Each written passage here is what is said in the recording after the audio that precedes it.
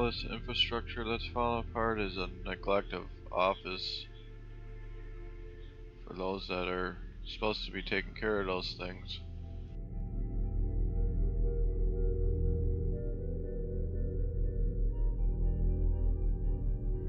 The public has more than enough money to have the best infrastructure the world has ever seen. The problem is it's being stolen by these criminal elite, and those who are supposed to be serving are more like being thieves.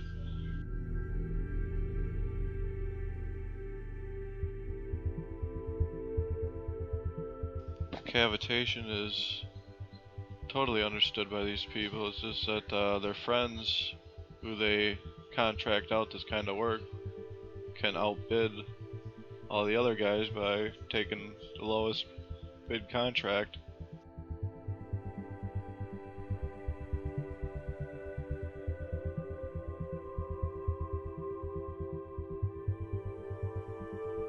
It also reminds me of a war zone. That's why they enjoy total destruction of a city or an entire country, because then they can come in with their contractors and rebuild the place. They bank on the bombs and they bank on the rebuilding.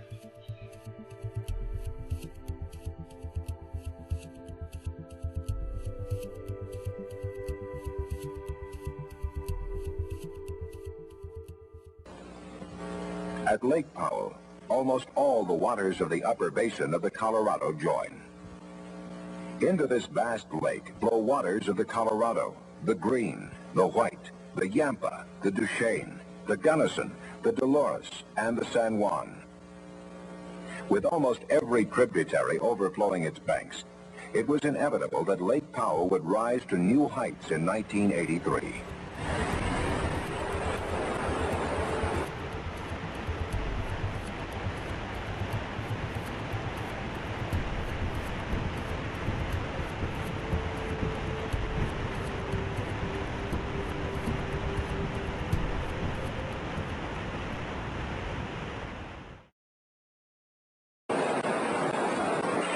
As usual, measurements were made at intervals to predict the runoff. A group of agencies, including the National Weather Service and the Bureau of Reclamation, has been providing accurate forecasts for years.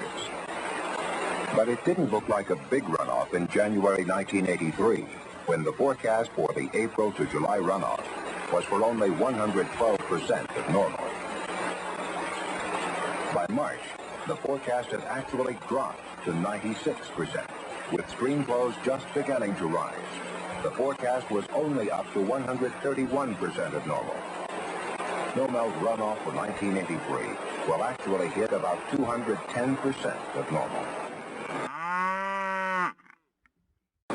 To reduce spillway use, wooden plywood flashboards 4 feet high were added to the spillway gates.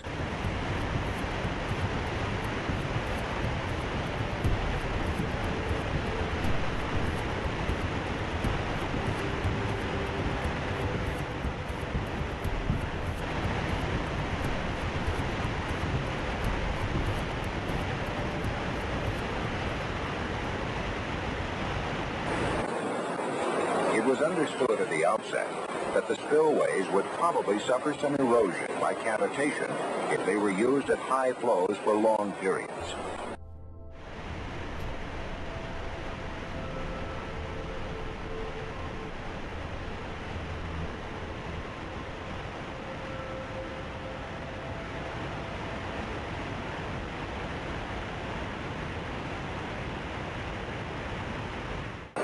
Some observers reported seeing large pieces of concrete and rock hurled from the spillway. A decision was made that the spillways would be operated only to a minimum. Cavitation occurs when high-velocity flows are thrown upward by some small obstruction. This causes a partial vacuum, which produces vapor cavities in the water. These unstable cavities then collapse, sending intense shock waves against the concrete. At first, small pieces, then larger pieces of concrete are literally pounded out. After one hole has formed, a leapfrog action tends to promote the start of another, on down through the tunnel in stair-step fashion. It was realized, too, that most of the damage would probably occur at the elbow section, where the spillway levels out.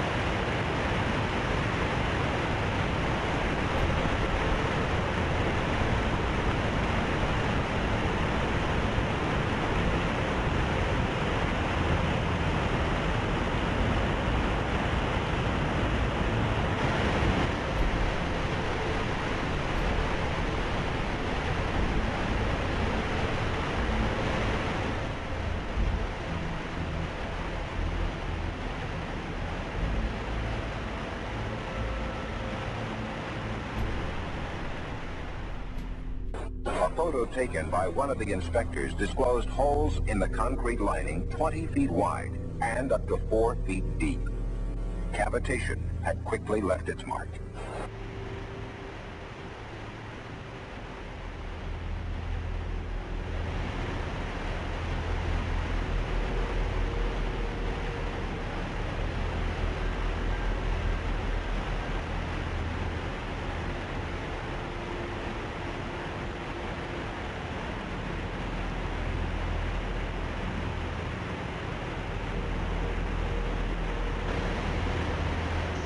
Misappropriation of public funds, incompetence, and many other crimes.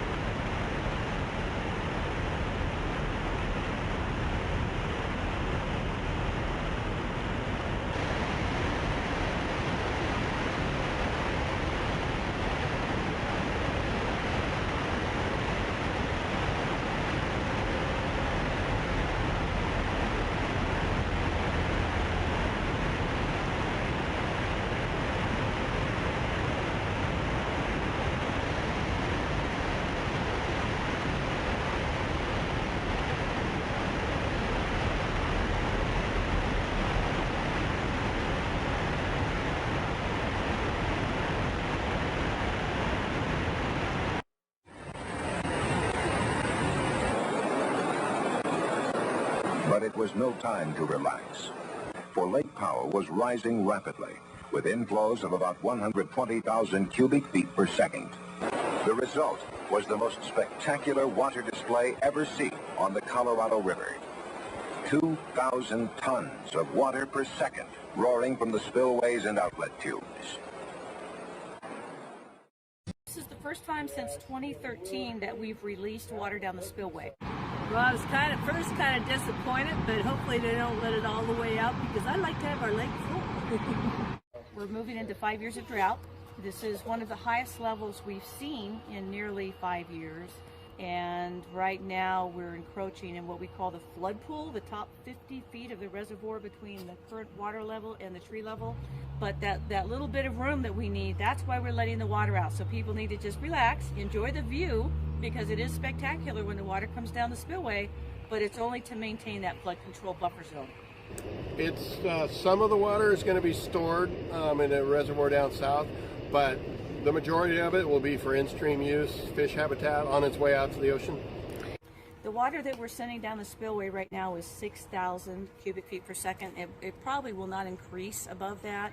And what that means is a cubic foot is a box a basketball will come in. So you can imagine 6,000 of those going past you in 1 second. That's what we're releasing out of the dam. Coming into the dam right now today is about roughly 16,000 cubic feet per second. So we're letting out way fewer CFS than what's coming Yesterday, in. So Oroville Dam, massive gold rush now underway at the Sluice Box Slipway. And there's a link here to 2 videos by a guy that's pieced all of this stuff together. Now I'd recommend going over and checking that out. Here are the facts. Millions of cubic yards of virgin soil and bedrock are being displaced below the Oroville Dam. Earth that has never seen the light of day. The amounts of earth moved rival the all-time operations during the gold rush during the years of the 1800s. The area is heavily guarded, patrolled by several agencies. Some have little to do with earth moving.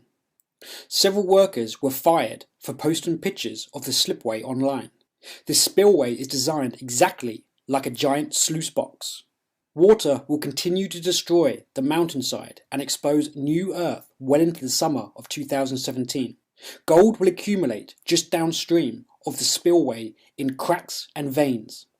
If the entire dam goes, billions of dollars of gold will be unearthed.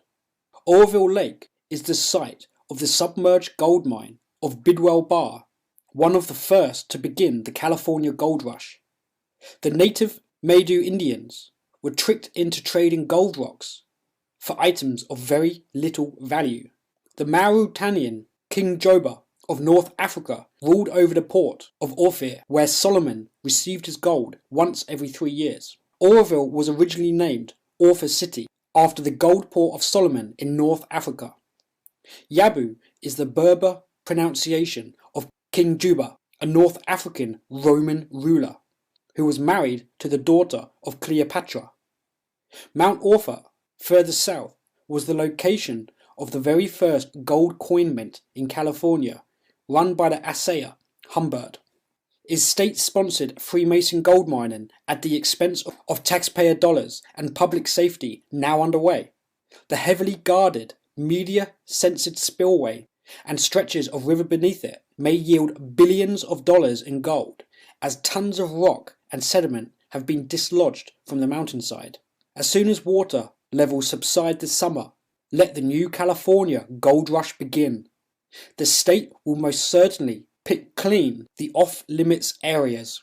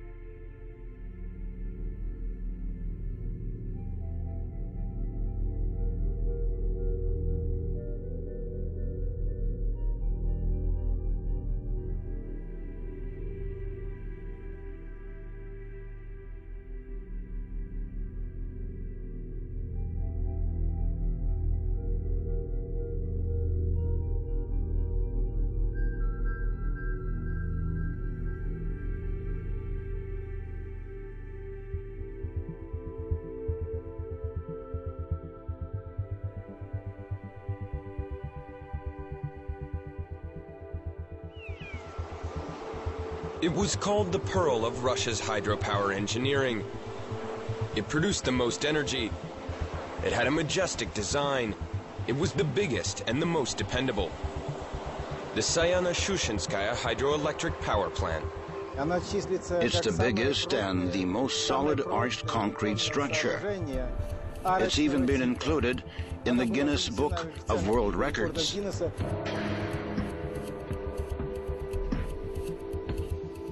Nobody ever thought such a thing could happen. It contradicts the laws of physics, the investigators and the hydro engineers repeated over and over again in the first days after the inexplicable catastrophe. Can you foresee aliens landing? Are there any procedures to follow in such a case? Overwhelming grief has settled over a small village where the hydro plant workers live. Everyone here has someone to mourn for. The day started normally. I got up, cooked breakfast for my husband, and kissed him before he went to work. And then it was a nightmare. Before the accident at the Sayano-Shushenskaya electric station, everyone was sure that hydropower was the safest way of producing energy. That faith, like the station itself, was left in ruins by the terrible tragedy.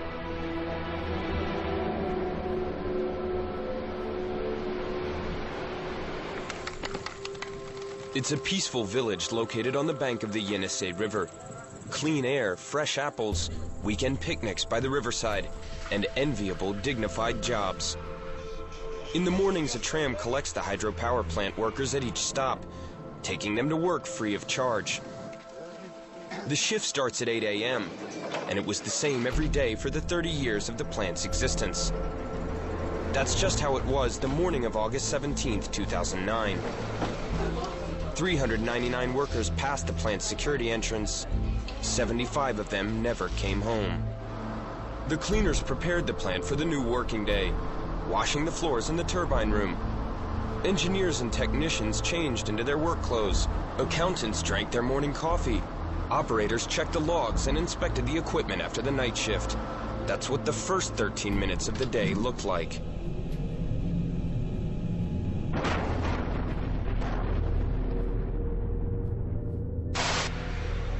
Attendant Alexander Kataitsev was at station 320 when the accident happened. That was below the turbine room, so he couldn't see what was happening, but he could hear it very well. First there was a loud thump, and then another one like an explosion, and then the room went pitch black. The light went out, and I found myself in the dark. First I tried to feel my way to the door, but I couldn't. I switched on my phone. I had a flashlight in my mobile phone, and with its help I saw the door and ran here. While the majority of people were running from their lives, away from the station, one person was heading back to it, probably to try to save someone close. Alexander Kataitsev was running up towards the dam. I ran through the broken glass pane, turned left, and saw a huge cloud of smoke and water running out of it towards me.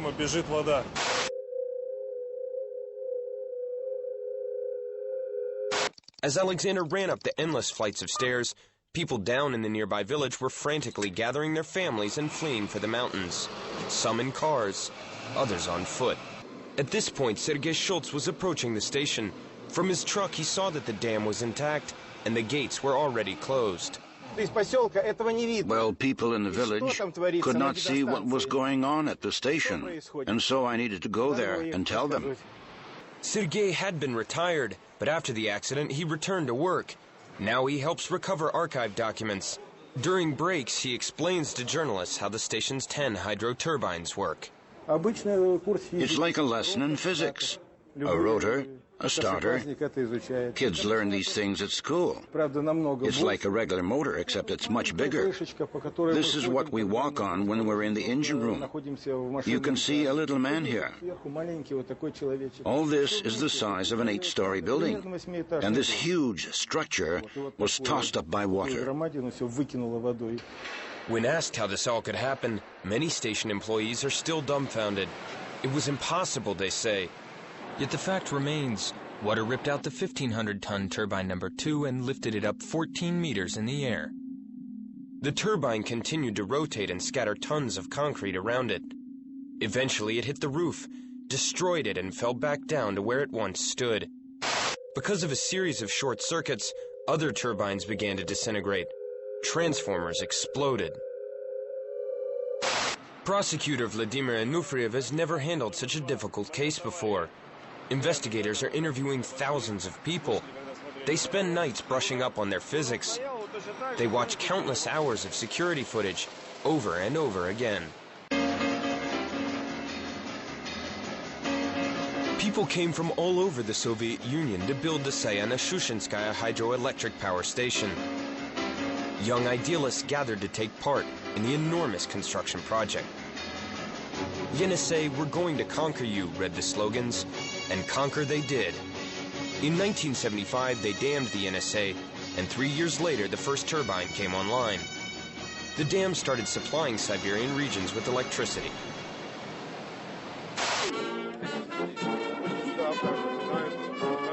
In 2008, when the plant celebrated its 30th birthday, a monument was erected with an inscription reading, "To the conquerors of the Yenisei."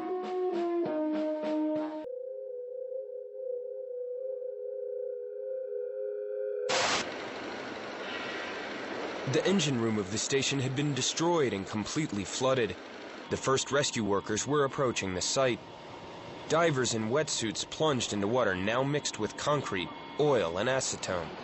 Visibility was zero. Several more rescue teams flew out from Moscow. During the first few hours after the accident, 14 people were rescued.